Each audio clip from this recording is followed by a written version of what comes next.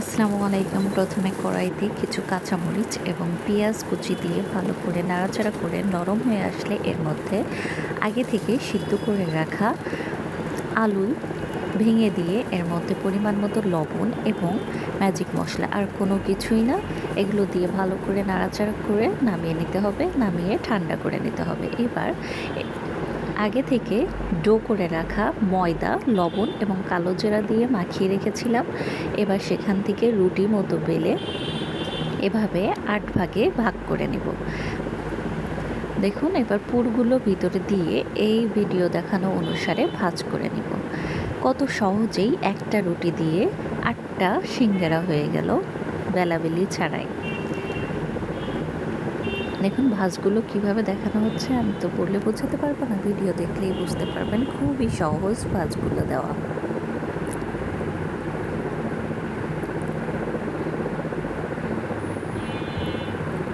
এবার এগুলো ভাজার পালা। প্রথমে কড়াইতে তেল দিয়ে যখন তেলটা হালকা গরম হয়ে আসবে তখন সিঙ্গারাগুলো দিয়ে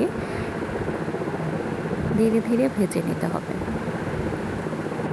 যখন কাঙ্ক্ষিত কালার চলে আসবে তখন নামিয়ে নিতে হবে। দেখুন সিঙ্গারার ভাঁজগুলো কিন্তু একদম খুলে যায়নি।